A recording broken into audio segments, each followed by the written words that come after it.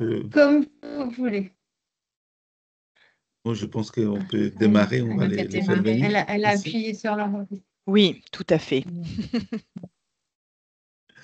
Bon, de toute façon, l'enregistrement permettra éventuellement de regarder le début. Alors moi, je voulais Bonjour, juste docteur Cissé. dire un bonjour, bonjour à tous.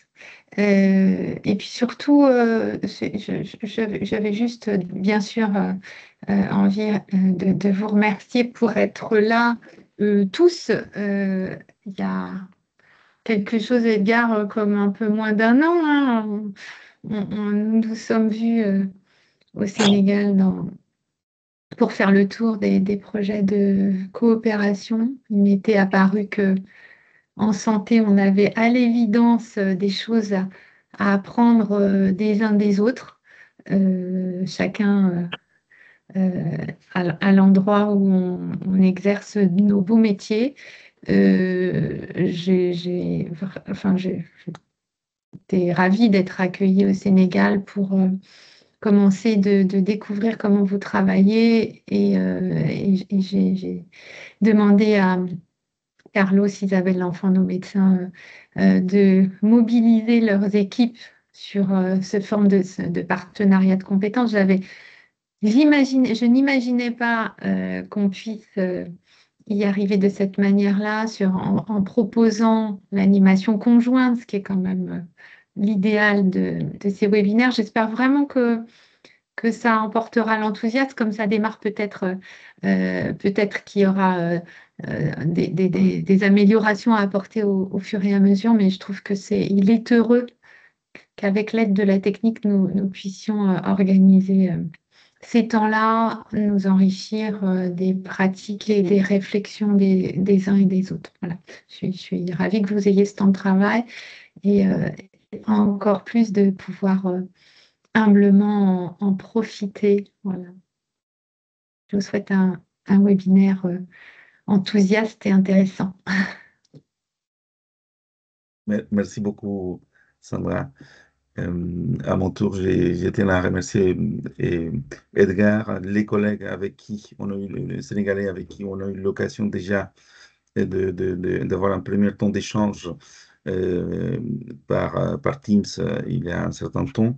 À partir de ces échanges-là, on a pu définir un certain nombre de thématiques qui seront développées dans une réunicité qu'on a fixée à raison d'un webinaire tous les 3 semaines. Dans lesquels bon, on essaye au mieux de rendre compatibles les expectatives des uns des autres et aussi des ressources existantes.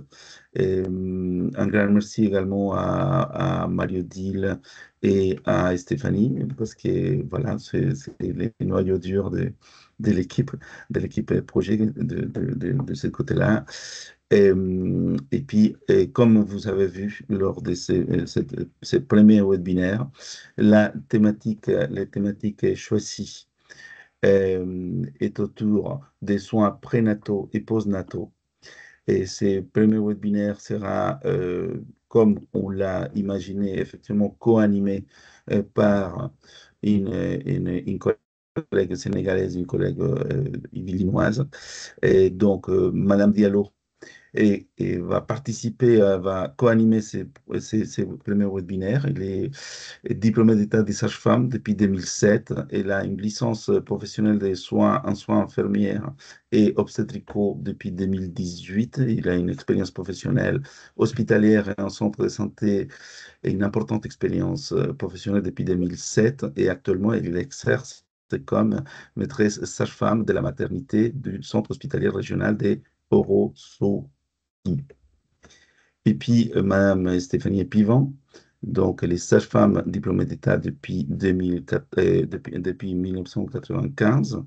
Elle a une formation complémentaire en psychopathologie périnatale, en prise en charge de violences faites aux femmes et au niveau de la précarité, au niveau de la santé maternelle et infantile. Elle est sage-femme en centre de protection maternelle et infantile à Mantes-la-Jolie dans les Yvelines depuis 2001. Et puis, elle a une large expérience professionnelle et plus récemment, elle est investie dans l'humanitaire de manière parallèle avec de séjours humanitaires en Roumanie et en Guyane. Donc, sans plus tarder, je donne la parole aux deux collègues qui vont co-animer ces premiers webinaires. Merci. Donc, je vais commencer tout simplement par partager le PowerPoint, s'il veut bien s'ouvrir. Tac, tac, tac. Hop.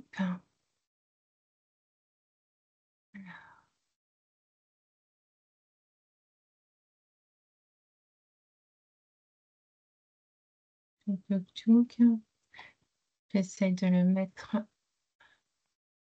Voilà. Est-ce que vous le voyez? Oui, Oui? oui, très D'accord.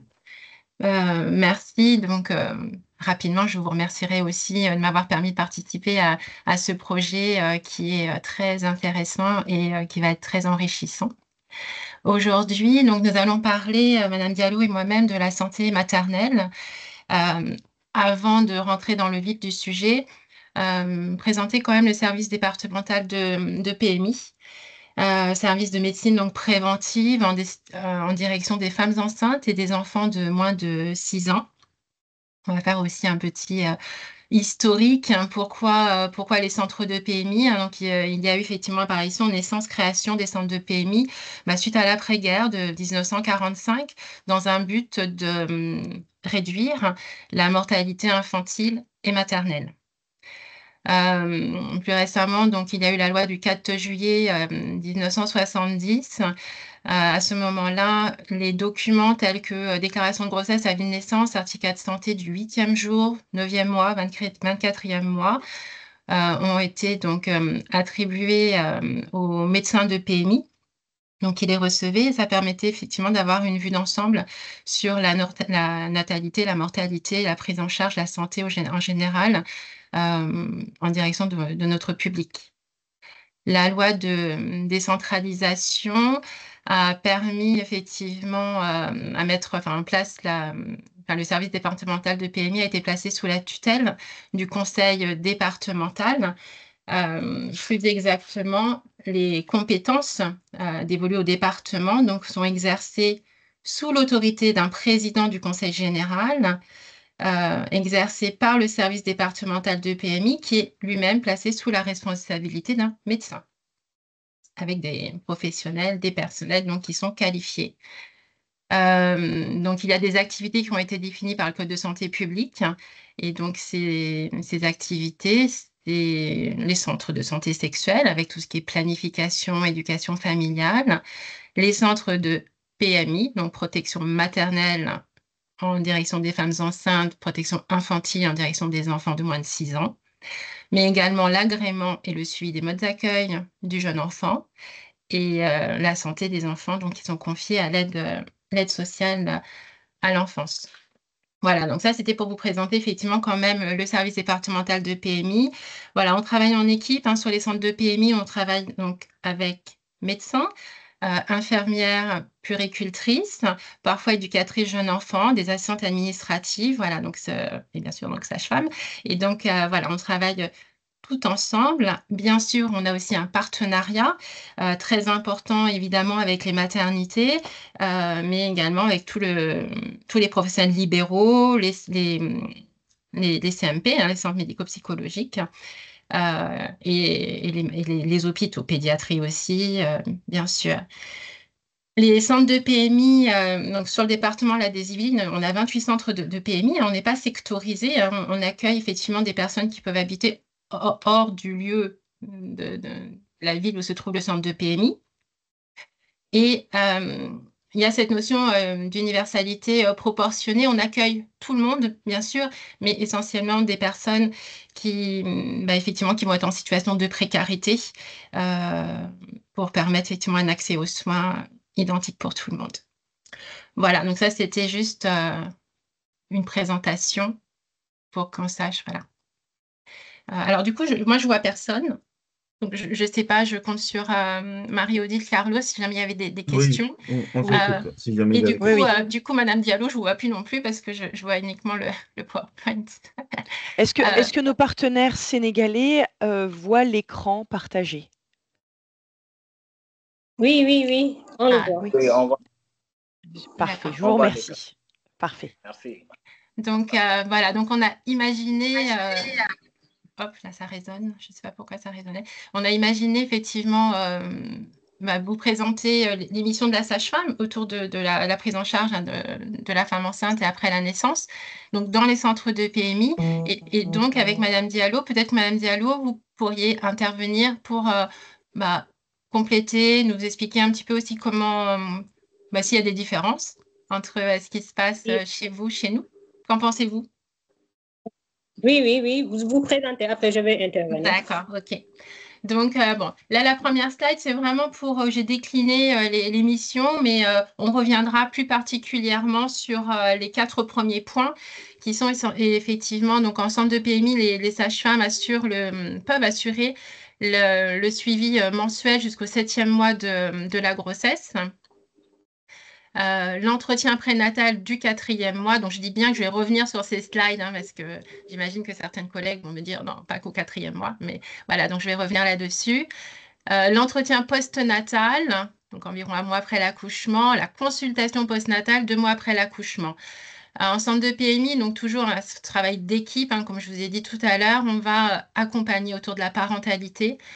Cet accompagnement peut se faire avant et ou après la naissance, hein. Soit dans les centres, soit lors de visites à domicile, que en tant que sage-femme, on peut effectuer seule, avec une infirmière puéricultrice ou encore avec une assistante sociale de notre secteur.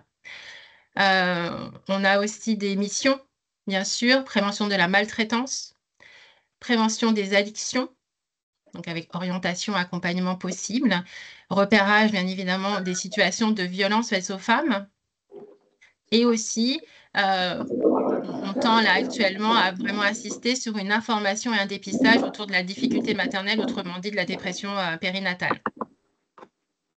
Voilà. Je vais passer à la slide suivante. Et on va décliner du coup, Madame Diallo. Voilà. Donc, l'entretien prénatal précoce, une explication, qu'est-ce que c'est? Donc, c'est un entretien qui a été créé en 2007. Il est obligatoire seulement depuis mai 2020. Hein, donc, il a été mis en place obligatoirement longtemps après. Réalisé à partir voilà, du 4e mois de grossesse. Il n'est jamais trop tard pour faire de la prévention, donc on peut le réaliser à tout moment pendant la grossesse. Au cours de cet entretien, on va accueillir la femme seule ou en couple. Bien noter qu'il n'y a pas d'examen clinique, ce n'est pas un temps médical. Et cet entretien, il va nous permettre effectivement de prendre en compte toute la dimension psychologique et émotionnelle de la femme, de ses parents en devenir, et leur environnement social également. Il dure 1 heure. Hein, c'est entre 45 minutes et 1 heure cet entretien, donc c'est vrai que on prend vraiment du temps. C'est important de prendre un temps au départ pour aussi créer un climat de confiance avec la patiente, avec le couple, et ça va nous permettre effectivement d'évaluer les besoins que ces futurs parents peuvent avoir. Donc comme j'ai listé, autour de la vulnérabilité, autour des addictions, d'orienter la patiente. Ça peut être vers un travailleur social, ça peut être vers un accompagnement autre, le CDFF en cas de violence par exemple, ou de difficultés au niveau du travail, hein, harcèlement aussi, ça existe au niveau professionnel. Permettre aussi tout simplement aux futurs parents de poser leurs questions, d'exprimer leurs souhaits, de leur expliquer les différents déroulements, les différentes étapes, le déroulement de la grossesse. Donc, cela nécessite de bien connaître le partenariat voilà, sur le terrain. Donc, comme Carlos vous a dit, ça fait quelques années maintenant que je suis sur le même secteur. Donc, le partenariat, je pense le connaître, mais en tout cas, il faut effectivement continuer à l'entretenir. Et on peut aussi, suite à cet entretien, tout simplement, forcément, mettre en place un accompagnement de PMI avec les autres professionnels que je vous ai nommés tout à l'heure. Voilà, donc ça, c'était pour expliquer. Donc, je ne sais pas, Madame Diallo, est-ce que vous voulez compléter, ajouter? donner des différences? Oui, oui, bonjour à tous. Merci de m'avoir permis de participer à ce webinaire. On avait échangé peut-être, pour la chronologie, c'est pratiquement la même chose. Ici, au niveau d'ici, le premier contact, on ne l'appelle pas un entretien, ce n'est pas un entretien prénatal spécifique, mais on considère ça comme un premier contact avant de commencer les consultations prénatales. Mais ce qui nous différencie avec vous, c'est que nous, à chaque contact, il y a un examen obstétrical à faire obligatoirement. Et on profite de ce premier contact aussi pour rappeler à la patiente, voir ses antécédents et le choix aussi de son lieu de faire les consultations. Parce qu'il y en a qui choisissent de faire au niveau de l'hôpital. Il y en a par contre, parce qu'au niveau de notre pyramide sanitaire, nous, on est en EPS de type 2. Mais il y a des postes de santé, il y a des cases de santé qui sont dotés parfois de sages-femmes. Et si la patiente préfère aller faire ses consultations au niveau des postes, ça dépend. Si on est sûr que la grossesse n'a pas de pathologie, on la conseille de faire les consultations au niveau des postes. Par contre, s'il y a des pathologies où il faut avoir un suivi spécifique, puisqu'on travaille avec les gynécos, on les consulte ici, au niveau de l'hôpital. Et nous, pour le premier, on leur explique que la suivi de la grossesse, ça doit se faire. Selon nos normes, ici au Sénégal, la femme doit faire au moins 8 consultations prénatales. La première consultation, ça se fait au premier trimestre. Ça permet de dater la grossesse et il y a des bilans aussi qu'on prescrit pendant cette période. Merci. Stéphanie? Oui. Oui. Oui, je reprends. Oui. Merci. Donc, effectivement, est-ce que tu as abordé, Khadija, là tout à l'heure, par rapport aux différentes maternités, tu as parlé des types, hein, des postes de santé. Oui. Donc, ce que je n'ai pas précisé, c'est qu'effectivement, au centre de PMI, si je vous l'ai dit, on fait les consultations, mais effectivement, il n'y a pas d'accouchement. Bien sûr, les accouchements, ce sont dans des maternités. Donc, après, voilà, je déclinais la consultation obstétricale. Donc, j'ai mis petit 1 parce que, bon, il y a 4 slides, le cœur de notre métier. Alors, en centre de PMI, donc, chaque sage-femme, on est 17 là, actuellement sur le département des Yvelines. Chacune, on a un territoire, un secteur bien défini. Et on reçoit chacune donc, les déclarations de grossesse des futures mamans de notre secteur. Suite à une déclaration de grossesse, voilà, qu'elles ont fait effectivement en ville, donc via la caisse d'allocation familiale, on reçoit cette déclaration de grossesse et on envoie ce qu'on appelle une mise à disposition. C'est un courrier dans lequel on leur dit, voilà, vous êtes enceinte, si vous le souhaitez, vous pouvez rencontrer une sage-femme de PMI, éventuellement pour faire un entretien prénatal. Voilà. Mais il arrive aussi qu'on voit les patientes, bien sûr, avant cette déclaration de grossesse, puisqu'elle vient de nous voir avec un test urinaire, avec un retard de règles. Et donc, à ce moment-là, on va effectivement confirmer la grossesse, puis faire la déclaration par la suite. En tant que sage-femme, je pense que c'est pareil. On fait le suivi des grossesses physiologiques uniquement. Oui, c'est la même chose. Voilà, effectivement. Et on doit savoir dépister la pathologie pour orienter vers un médecin. Lors des consultations, voilà, pareil, on va donner les informations sur le classement des maternités en fonction des antécédents, du premier rendez-vous qu'on aurait avec la patiente. On va effectivement l'orienter vers une maternité adaptée s'il y a des facteurs de risque. Donc, nous, ce sont des types, hein, type 1, type 2, 2A, 2B et 3. Donc, en fonction, le type 1, effectivement, il y a une unité d'obstétrique. Un niveau 2, ça va être effectivement avec un service de néonatologie. 2B, c'est avec des soins intensifs. Et une maternité de niveau 3, ce sera avec un service de réanimation néonatale. Donc voilà, en tant que sage-femme aussi, on prescrit donc les traitements, bien sûr. Hein, on a une liberté de prescription qui est reconnue par le code de déontologie, bien sûr, dans la limite de notre champ de compétences. Oui, comme nous aussi, c'est la même chose. Super. Alors, au niveau des arrêts de travail, on peut effectivement proposer, rédiger un arrêt de travail initial. Et depuis quelques temps maintenant, on peut également prolonger un arrêt de travail sous réserve, bien sûr, qu'il n'y ait ce ne soit pas une grossesse pathologique. Donc, dans le cas des 14 jours le congé pathologique de 14 jours, bah, cet arrêt-là, il faut qu'il soit établi par un médecin. Oui, oui. Oui, Voilà. ça se fait ici, mais on attend jusqu'à la fin de la grossesse pour faire l'arrêt maladie, à partir de 34 semaines. Oui. D'accord, à partir de 34 semaines. Ici, d'habitude, c'est les femmes qui travaillent, qui nous sollicitent la plupart. Alors, ici, la population, pratiquement, certaines de nos femmes ne travaillent pas. Généralement, ils ne demandent même pas les 7 cas. Mais pour les dames qui travaillent systématiquement, ça se fait. Mais c'est le gynéco qui le fait. Systématiquement, c'est le gynécologue qui le fait. Oui. D'accord. Pour les femmes qui travaillent. Oui.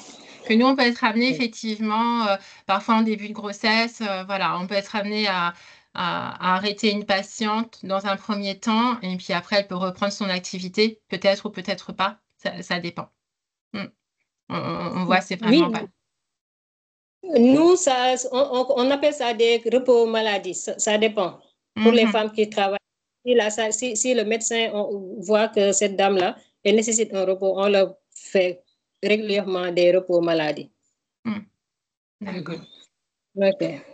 Ensuite, effectivement, je pense que j'en parlerai tout à l'heure également. Au cours de la consultation, il y a les actes d'échographie qui sont prescrits par nous, sages-femmes, et ainsi que la vaccination que l'on peut prescrire à la femme, à l'entourage et même réaliser. Oui. Ouais. Donc, même nous aussi, il y a des bilans à faire. Il y a des bilans à faire. Les bilans à faire, bien sûr. D'accord. Oui, il y a des bilans à faire ici aussi. Donc, l'examen clinique mensuel, un examen classique avec la prise des constantes, un examen obstétrical. Alors, le toucher vaginal n'est pas systématique, il sera réalisé en fonction de l'interrogatoire que l'on aura eu, savoir si c'est nécessaire ou pas. On examine bien sûr une femme au moins une fois pendant la grossesse, ne serait-ce pour évaluer son bassin. Mais voilà, ce n'est pas à chaque mois s'il n'y a pas de raison. Okay. Par contre, chez nous, c'est systématique. L'examen obstétrical, c'est systématique. Voilà. Ouais. C'est vrai que parfois, j'ai des patients... Oui, pardon, allez-y. Oui. Chaque consultation, on le fait systématiquement. Alors, effectivement, quand je dis à la patiente, voilà, aujourd'hui, je n'ai pas besoin de vous examiner, sauf si vous le souhaitez. Certaines femmes, effectivement, ça les rassure. Et peut-être que, voilà, on accueille aussi des femmes qui viennent d'autres pays. Et c'est vrai qu'effectivement, ça peut les rassurer d'être examinées. Donc, à ce moment-là, bien sûr, si elles le souhaitent, je le fais. D'accord. La vaccination, effectivement, j'en ai parlé tout à l'heure. Donc là, actuellement, quand c'est en période, bien sûr, on va prescrire la vaccination donc, contre la grippe. Et puis, bien sûr, là, en ce moment, la coqueluche, parce qu'il y a il y a quand même des cas de coqueluche là actuellement. Donc, voilà, on propose cette vaccination pendant la grossesse à la patiente. Et puis, on remet à jour aussi par rapport à l'entourage. Donc, l'entourage large, ça peut être bien sûr, évidemment, un conjoint s'il est existant. Et toute personne qui sera autour de ce bébé à la naissance. Grands-parents, par exemple. Oui, par contre, chez nous, ici, la vaccination, c'est le vaccin antitétanique pour la prévention du tétanos. Chez les femmes enceintes, oui, c'est ce que nous faisons ici, mais pour la grippe, on ne le fait pas. D'accord. Alors, quand je dis coqueluche, ce n'est pas que la coqueluche, puisque effectivement, ça n'existe pas. C'est un vaccin, oui, c'est un Répévax, donc il y a également tétanos dedans. Ok. Il me semble. Et la grippe, oui, vous ne le faites pas, la grippe? Non, on ne le fait pas. Seulement, on fait une prévention, puisqu'il y a le paludisme toujours ici au niveau de l'Afrique, mais nous, on fait une prévention. C'est pas un vaccin, mais on leur conseille parce qu'il y a, au niveau de de l'État, il y a des normes qui ont été faites. On demande aux femmes de dormir sous les moustiquaires imprégnés. Et aussi, on leur prescrit, on leur offre le sulfadoxine pyrimétamine pour une prévention du palu. À partir de la 16e semaine, on le donne à la femme. Et chaque mois, on le renouvelle jusqu'à l'accouchement. C'est les pratiques qu'on fait ici généralement. Pour la vaccination, peut-être c'est après la naissance, c'est l'enfant qu'on vaccine. Il y a un calendrier vaccinal qu'on doit respecter. Mais chez la femme enceinte, une prévention du palu, il n'y a que le moustiquaire qu'on donne et le sulfadoxine pyrimétamine qu'on administre par voie D'accord. Dès orale. 16 semaines et tous les mois. Oui, tous les mois jusqu'à l'accouchement. D'accord. OK. Attends. OK. Donc, les examens biologiques. Donc, effectivement, moi, j'ai remis voilà, l'examen de bilan de début de grossesse. Bon, bien sûr, la détermination du groupe Rhésus, hein, qui est important. Les agglutinines régulières, les différentes sérologies, la numération plaquettes, la glycémie à jeun. Voilà, on peut être aussi amené, à faire, je vois que ça manque, l'électrophorèse de l'hémoglobine, hein, en fonction. Tous les mois, pour les patients qui sont effectivement qui ne sont pas immunisés contre la toxoplasmose, il y aura un contrôle mensuel. Si elles ne sont pas effectivement immunisées contre la rubéole, il y aura un contrôle mensuel jusqu'au 5e mois et on va effectivement préconiser une vaccination ensuite de couche immédiate. Et pour les patientes Rhésus négatifs, on fait une recherche de Rhésus fœtal sur sang maternel et selon le résultat, on administrera donc en préventif des immunoglobulines à la future maman. La GPO, c'est l'hyperglycémie provoquée par voie orale. Donc là, sur facteur de risque, hein, dans le dépistage du diabète. Et ce que je vois effectivement qui manque aussi, alors c'est les marqueurs sériques par rapport à la trisomie 21. Donc on peut être amené à prescrire si ce n'a pas été fait lors de la première échographie. On peut, nous, quand on reçoit la patiente, du coup, le prescrire lors de la consultation. Oui, pratiquement. Nous aussi, le bilan, c'est le groupage Rhésus, la numération formule sanguine, le test la sérologie syphilitique. Généralement, c'est ce qu'on fait. D'accord. Oui, l'hémoglobine glyquée ou bien l'hyperglycémie provoquée vers les 22 semaines au cas où il gestationnel, oui. Par contre, pour l'administration du Refilac, nous, on le fait après la naissance, généralement. C'est ce qu'on faisait effectivement avant. Et puis là, du coup, comme on fait une recherche pendant la grossesse du Rhésus fœtal, ça permet effectivement de faire une prévention pendant la grossesse. Nous, c'est après l'accouchement qu'on l'administre en général. D'accord. Vous ne faites pas de sérologie HIV, hépatite C Si, c'est systématique. Ah, si. D'accord, si. D'accord, j'avais pas entendu. OK. Ça se fait. D'accord. Même pour la prise en charge pour les patientes vivant avec le VIH, les médicaments sont disponibles. C'est gratuit. Les femmes sont suivies. Il y a un pôle il y a un point focal qui le suit. Les soins sont gratuits généralement. Les médicaments sont gratuits. Sont gratuits. D'accord. Ouais. Ensuite, voilà, lors des consultations, le suivi échographique, alors nous, on ne le réalise pas dans le centre de PMI. Voilà, donc une première échographie dite de datation, hein, aux alentours de 10 semaines d'aménorrhée. Et ensuite, les 3 échographies, donc une par trimestre, 12, 22, 32. Bien sûr, on adapte. Voilà, si besoin, on fera des échographies supplémentaires en fonction des conclusions de l'examen. Hein, je pense à un retard de croissance, un placenta voilà, inséré ou autre chose, ou une morphologie incomplète. Voilà, on peut augmenter. Ouais. Même nous aussi, c'est comme ça, c'est 3 échographies obligatoires, oui. S'il n'y a pas d'indication à refaire d'autres, les 3 échographies sont faites. La première pour la datation avant la 12e semaine et à 22 semaines au 3e trimestre. Ouais. Bien sûr, on va réaliser à chaque consultation une prévention autour de l'hygiène de vie. Donc, l'hygiène de vie, bien sûr, les addictions. Hein, on pose la question par rapport aux addictions, que ce soit le tabac, l'alcool, toxicomanie.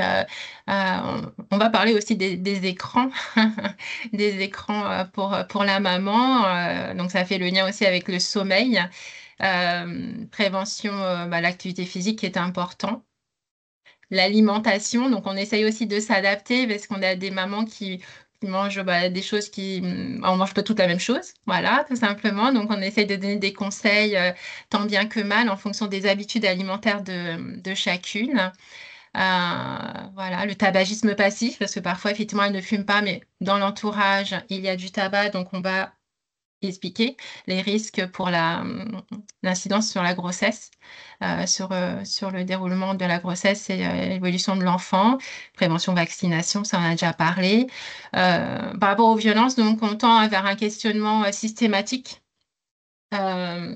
Voilà, à savoir si la patiente a été victime d'harcèlement, de violence auparavant ou au cours de la grossesse actuellement. Donc, ça fait partie des questions que l'on pose.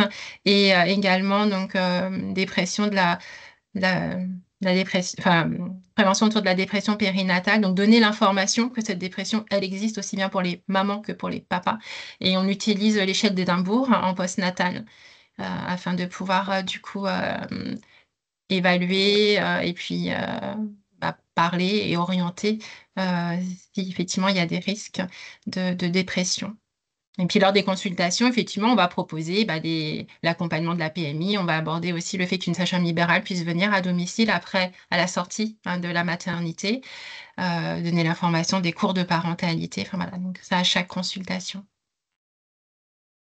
Oui, l'hygiène, nous aussi, on le fait, les préventions, parce qu'au niveau, généralement, c'est au niveau des postes que ça se fait le plus, parce que là-bas, ils font des causeries avant les consultations pour sensibiliser les femmes sur les conduites alimentaires et tout ça, là.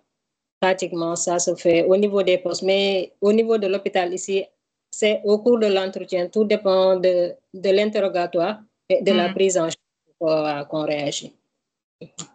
D'accord. Alors, c'est vrai que toute maman, enfin, voilà, l'entretien prénatal, il est obligatoire, mais bon, elles l'ont pas toutes, donc c'est vrai qu'on profite de toute façon. Et puis, je pense que c'est important, je vais faire une petite piqûre de rappel. Voilà, on reparle de tout ça, voilà, tant bien que mal lors des consultations. J'aime beaucoup le mot causerie. Ça donne envie. Ok. Ensuite, donc après la naissance, il y a en miroir de l'entretien prénatal, l'entretien post-natal, donc dit précoce. Donc c'est un entretien qui a été mis en place et qui est obligatoire depuis 2 ans maintenant, un peu plus de 2 ans, depuis juillet 2022. Je pense que je me suis trompée quand j'ai marqué 6 à 8 semaines après la naissance. Enfin, moi, pour ma part, je le propose effectivement 4 semaines, un mois après la naissance. C'est exactement. Ouais, donc voilà, on va pouvoir accueillir la femme seule ou en couple et de préférence avec l'enfant pour pouvoir aussi observer lors de cet entretien l'interaction qu'elle va pouvoir avoir avec son enfant. Et de la même façon, il n'y a pas d'examen clinique lors de cet entretien postnatal.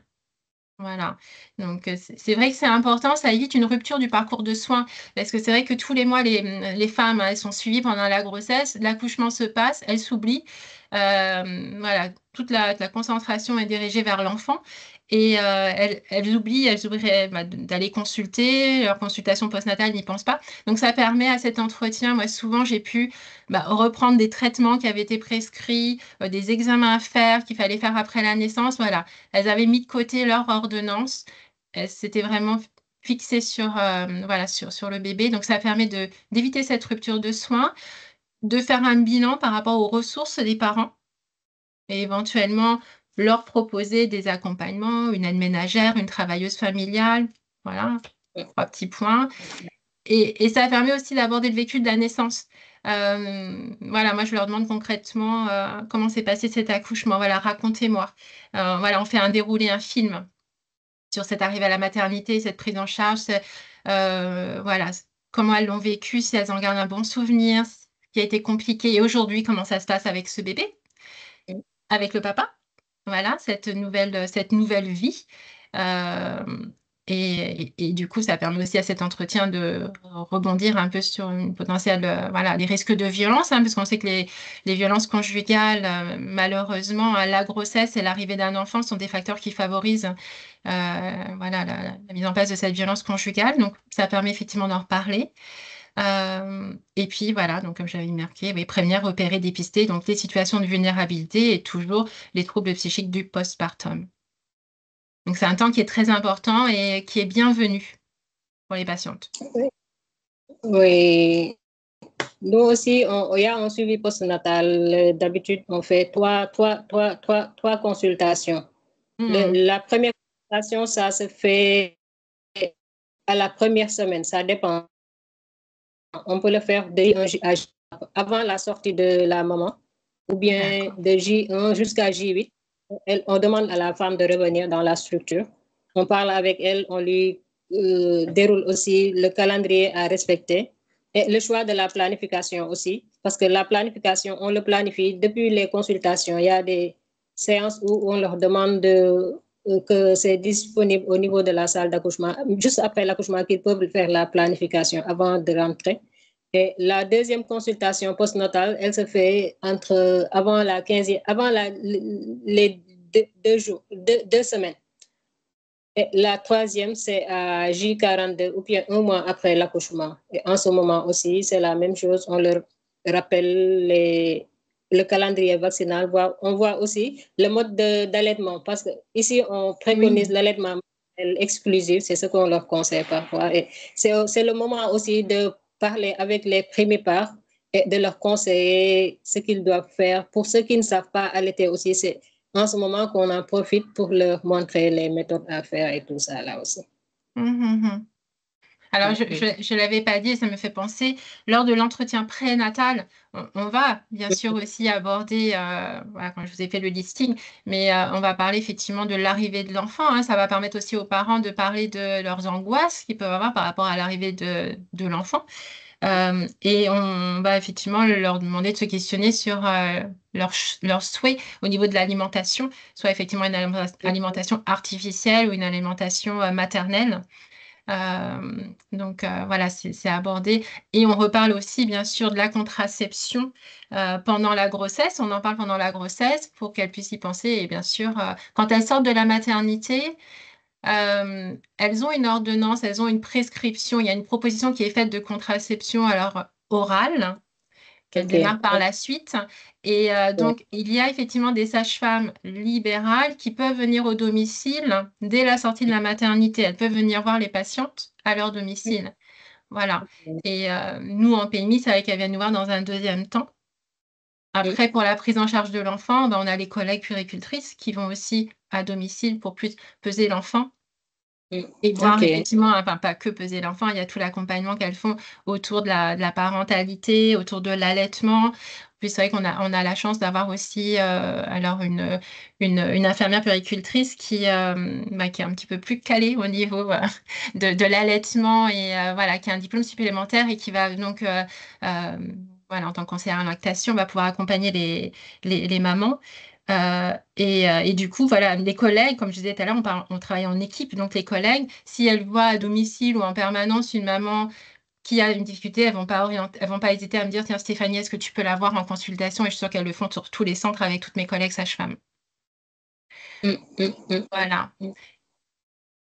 Et donc, la consultation postnatale, donc là, pour ma part, donc, je la revois en général 2 mois après la naissance, où là, il y a un examen clinique, bien sûr, vérifier. Donc, s'il y a une cicatrice, vérifier la cicatrice, césarienne, épisiotomie, déchirure, en fonction d'eux. Évaluer effectivement, grâce au toucher vaginal, donc la tonicité périnéale. Et voilà, on aborde la reprise des rapports sexuels, la contraception choisie. Donc, même si on en parle un mois avant, lors de l'entretien, on en reparle bien sûr à la contraception pour savoir si ça leur convient. Donc voilà, il y a une information qui est faite. Et nous, en tant que sage-femme en PMI, on ne fait pas le suivi gynécologique. Ce sont les collègues au centre de santé sexuelle qui le font. Ou après, on peut orienter bien sûr aussi vers les collègues en libéral pour ce suivi gynécologique, pour la pose de DU, enfin de stérilet ou d'implants contraceptifs, voilà, en fonction de ce qu'elles souhaitent, de ce que le couple souhaite. Oui, nous aussi. C'est pareil, ouais. Allez-y. C'est pareil. La planification, par contre, c'est nous qui le faisons. C'est les sages-femmes qui le font. Les suivis aussi, c'est les sages-femmes qui le font. Le post-nat aussi, c'est les sages-femmes qui le font. Ou seulement on les réfère s'il y a des obstacles, s'il y a des indications ou nécessite l'intervention du médecin. Mais généralement, c'est la sage-femme qui le fait. Par contre, si si la malade est une malade référée, vous savez, ici, c'est une structure de référence. Il y en a qui habitent loin. On leur donne rendez-vous au niveau de leur poste. Et là-bas aussi, les sages-femmes qui sont dans les postes sont capacités aussi pour faire le suivi des postes natales et de la planification aussi, la contraception. Oui. D'accord, oui, c'est plus un accompagnement. Ça sera à proximité, donc effectivement, ce sera plus simple. Ouais. Ah oui, c'est ça, c'est ça. Donc voilà, j'espère qu'on est un petit peu dans les temps. Donc, tac, tac, tac, j'arrête le partage. Tac, tac, tac. J'espère que... Bon, c'était un premier webinaire. C'était... Voilà. J'espère que c'était clair quand même. C'était très bien cet échange comme ça. On n'a pas beaucoup de temps en même temps, hein, donc il y a tellement de choses à dire, mais en tout cas avec l'échange, oui, Khadija, c'est vrai que c'était chouette de pouvoir comparer. Peut-être on va ouvrir l'espace à la discussion et aux questions.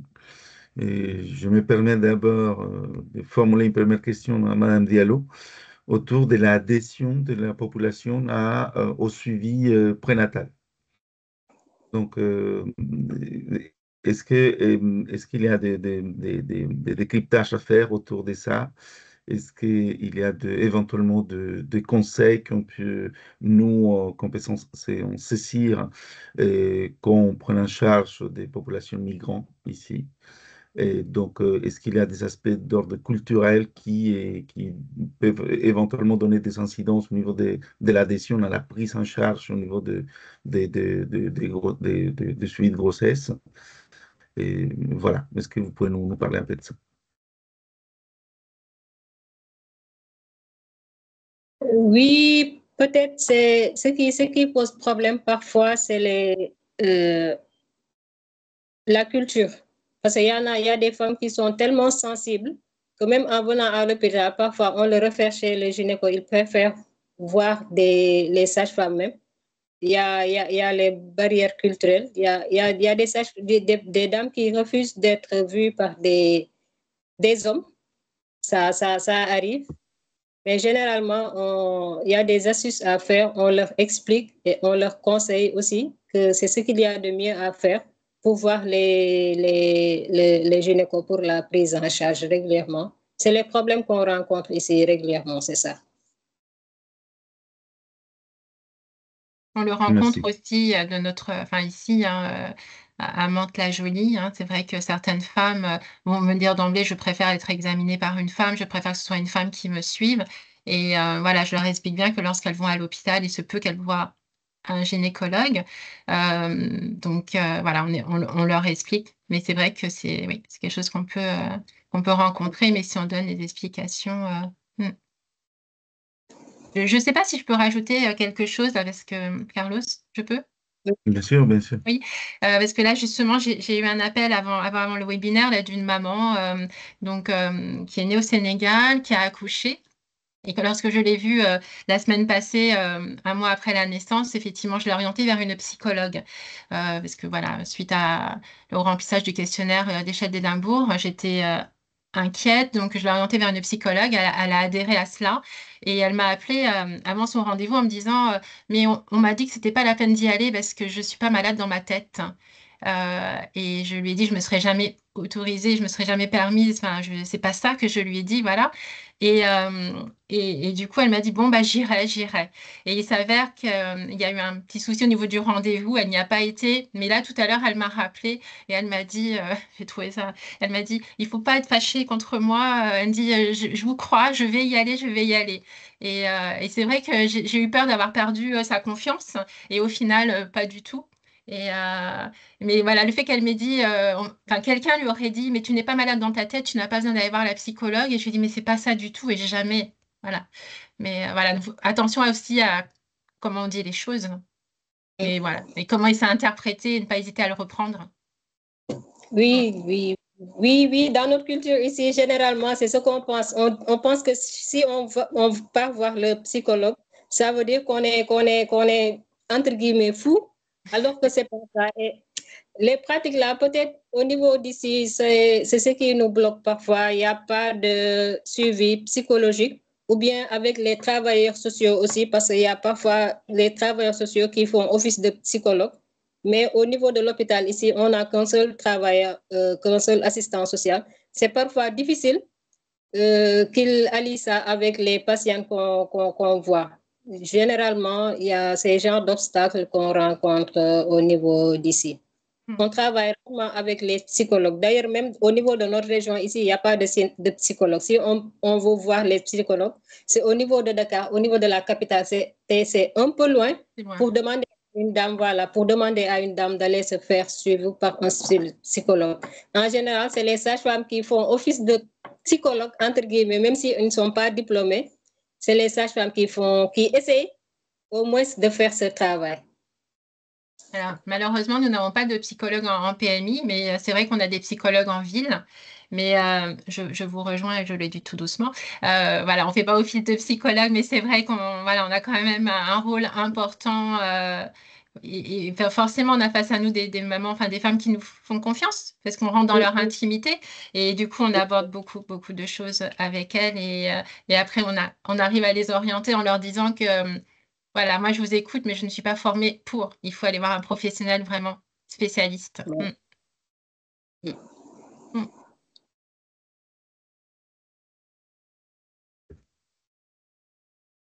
ne sais pas s'il y avait des questions, si des personnes avaient levé la main ou pas.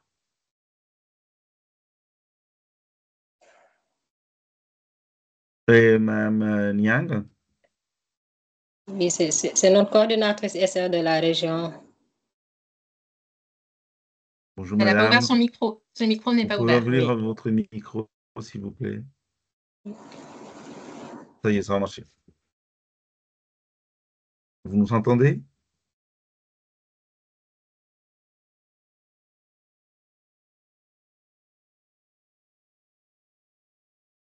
Là, on n'entend plus rien. Si ça ne marche pas, vous pouvez écrire sur les chats.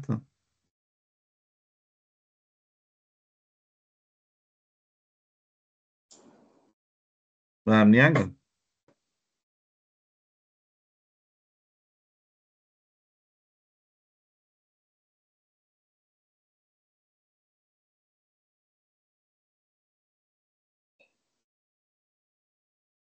Il y a une question pour Madame Diallo. On lui demande de quelle région vous êtes, Madame Diallo. Il y a une question sur la conversation. Oui, moi, je suis de Dakar. Je suis de Dakar. Je viens de la capitale. Mais je travaille ici, ça fait 16 ans, oui. Je suis née à Dakar, j'ai grandi là-bas. Je suis de Dakar, de la capitale. Très bien. Madame Niang, ça ne marche toujours pas. Madame Yang, oui. Peut-être en attendant, je me permets quand même de donner la parole à Marie-Odile concernant la suite de nos webinaires.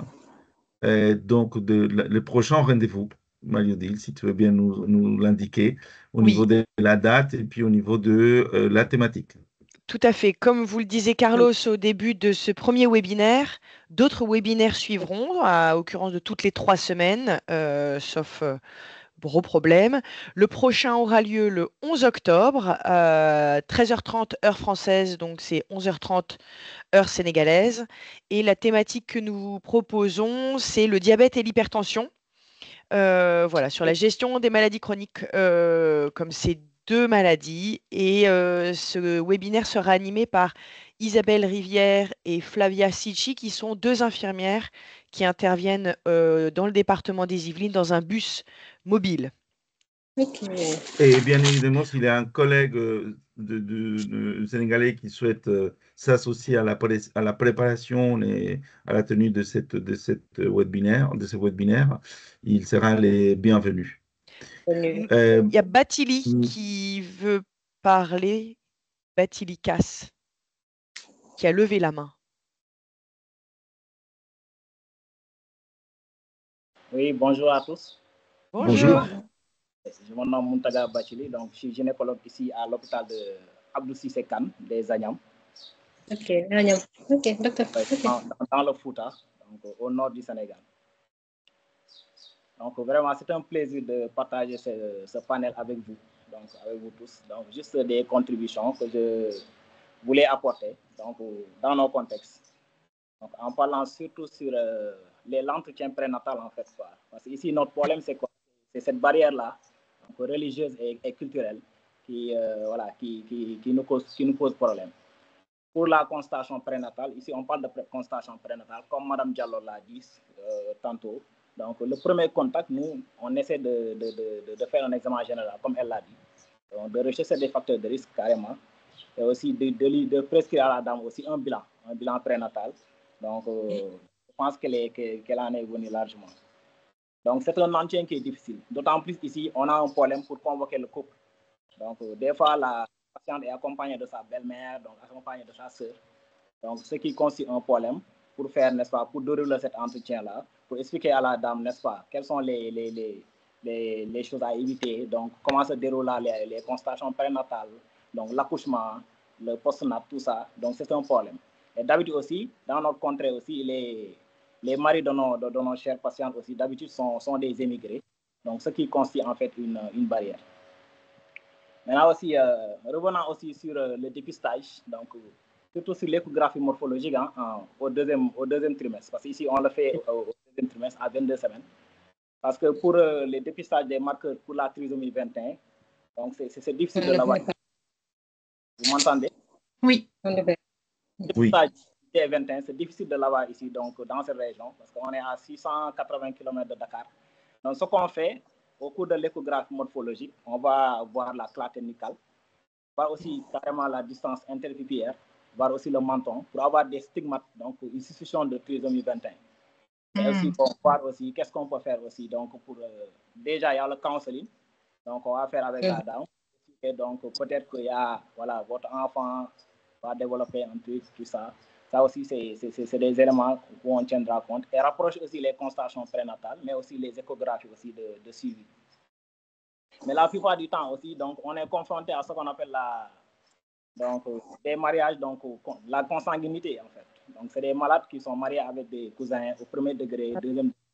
Donc ce qui pose un problème. C'est pourquoi on a beaucoup de trisomie 21, beaucoup de malformations. Donc ici dans cette région. Voilà. Mais aussi pour aussi le dépistage aussi, bon, chez les femmes avec registre négatif. Donc ce qu'on fait d'habitude aussi, on peut demander le test de Coombs pour les rails. Donc je pense qu'ici à 60 km, on l'a ici à Ourossogui. Donc, ce qu'on fait, mais de plus en plus, on voit que aussi, bon, c'est des examens qu'on ne demande pas trop. Il y a aussi un problème de solvabilité. Il y a aussi un problème de coût, les distances entre la structure avec aussi l'environnement, la structure et la maison des patients aussi un peu éloignés, ce qui constitue en fait une barrière. Pour l'entretien postnatal, qui est très important pour le suivi, pour la prise en charge des pathologies diagnostiquées au cours de l'accouchement, du travail, au cours des césariennes. Le suivi se fait, comme Mme Diallo l'a si bien dit, avec les sages-femmes. Mais bon, dans l'hôpital où je suis le chef de service de la maternité, ce qu'on fait, les patients qui ont été césarisés et tout, donc ces malades-là sont vus par le médecin gynécologue. S'il y a une pathologie, donc une prééclampsie, donc on prescrit aussi une consultation néphro, une consultation aussi en cardio pour un suivi, mais aussi de l'autre côté aussi, le gynécologue verra donc au fur et à mesure. S'il y a aussi un diabète, une suspicion de diabète gestationnel, une macrosomie au cours de l'accouchement ou bien de la grossesse, on demande aussi l'hyperglycémie provoquée aussi à M3 aussi du postpartum. Tout ça aussi on le fait. Mais toujours est-il que donc on est confronté à cette barrière donc religieuse ou coutumière, surtout pour la contraception. Ici, d'habitude, les malades prennent une grossesse rapidement. Donc, 6 mois après le postpartum, à 3 mois du postpartum, les malades prennent une grossesse. On insiste juste plus sur la contraception. Mais aussi, on est confronté à ça. Les malades ne comprennent pas. Des fois, il peut arriver qu'on convoque le mari de la dame. Des fois il arrive qu'on prenne le numéro des patientes, qu'on appelle le mari qui est prêt en France, en Espagne, en Allemagne, pour lui expliquer les avantages. De temps en temps, les maris reviennent. Et des fois, c'est des malades qui contractent une grossesse au cours, n'est-ce pas, de leur période de convalescence. Voilà. Donc, c'était en fait ces contributions-là que je voulais apporter en vous remerciant au passage. Merci à vous tous. Merci à vous. Pour les précisions. Merci, docteur. Madame Niang, on va essayer à nouveau pour voir si ça marche. Vous nous entendez? Ah. Non, décidément. Mais Christine a une question. Oui, Christine.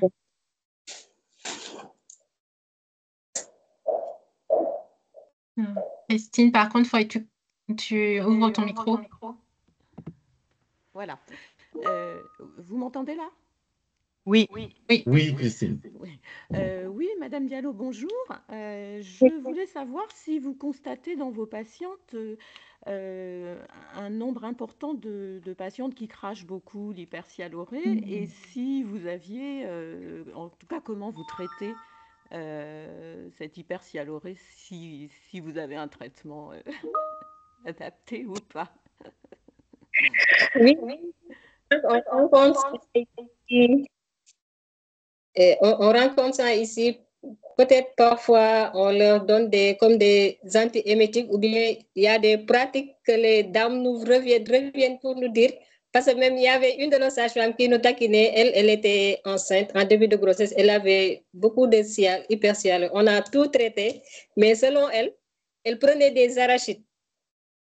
Pour éviter ça, c'est des astuces que les dames font ici pratiquement. Mais comme vous le dites, parfois on a des dames où parfois on ne peut rien faire. On donne tous les traitements possibles et ça ne s'améliore pas. Oui. Oui. C'est comme chez nous alors. Oui. Parfois, elles mettent une olive dans la bouche.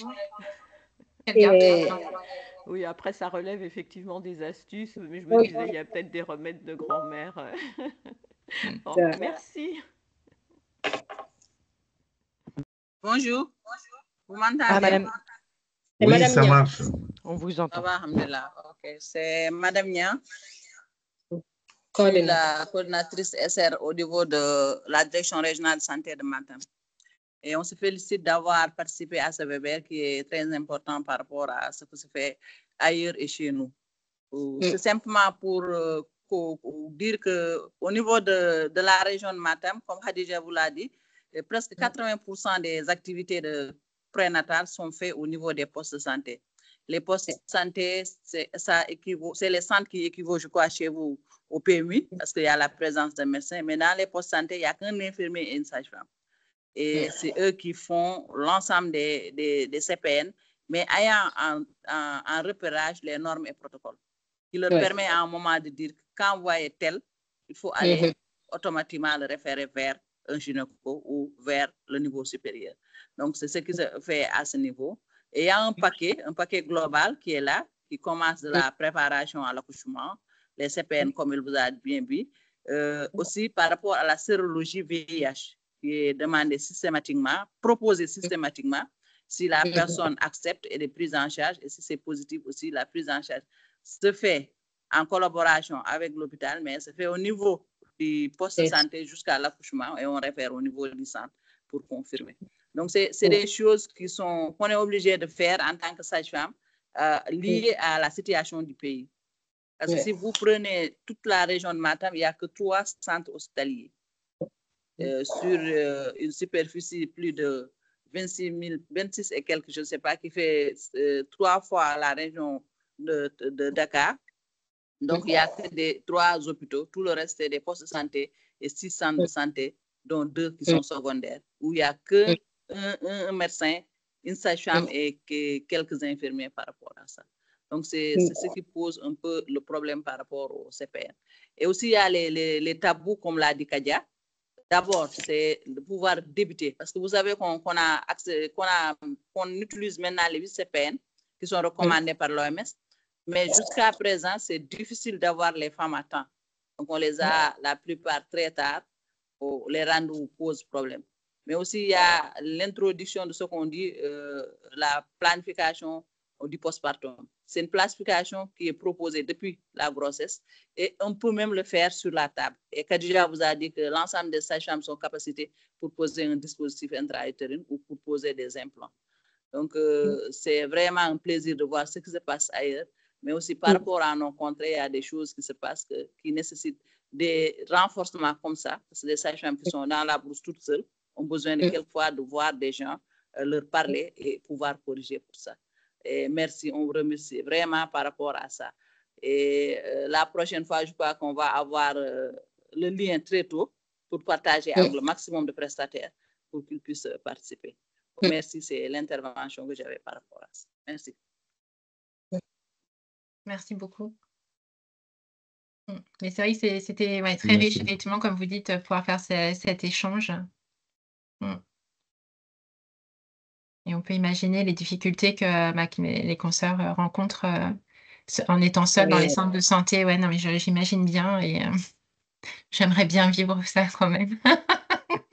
J'aimerais bien le voir aussi. Ouais, être solidaire. Je pense que... Carlos, on va pouvoir clôturer. Oui, je pense qu'on est déjà 6 minutes débordé. au-delà on a débordé déjà des 6 minutes. Un grand merci à vous tous, à vous toutes.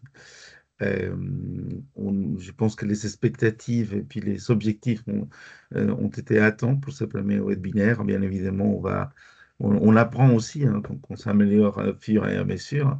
Un grand merci à nos intervenantes, Madame Diallo, Madame Epivant. Pour la qualité de vos interventions et pour à tous ceux qui ont pris la parole pour la qualité de vos commentaires et de vos questions. Et puis à bientôt, donc dans 3 semaines. Carlos, nous permettrons de transmettre la présentation de Stéphanie ou au moins un résumé de sa présentation et le lien du webinaire qui a été fait, enregistré. Parfait. Et puis pour finaliser juste, parce qu'en fait, ça serait quand même pas correct de ne pas les dire. Donc, je vous laisse dans des très bonnes mains, donc de Stéphanie, de Marie-Odile, d'Edgar et de tous ceux qui participent à l'organisation de ce webinaire. Et moi, je quitte la collectivité dans 3 semaines. Et dans un peu moins de 3 semaines. Donc, pour de nouvelles aventures professionnelles dans une autre collectivité territoriale de l'Île-de-France. Mais pour moi, c'est très satisfaisant de finaliser, de boucler voilà, avec le démarrage de cette nouvelle aventure des coopérations et des échanges de pratiques. Et les mots d'ordre de ce webinaire, c'est on est dans l'échange de pratiques, on n'est pas ni dans une logique de transmission verticale, de rien du tout. On est tous confrontés à des difficultés similaires, qui prennent des visages différents, mais qui sont des difficultés similaires, et puis on apprend les uns des autres. Voilà. Donc, un grand merci à nouveau, et puis à bientôt. Merci. Merci. Merci à tous. Au revoir. Merci.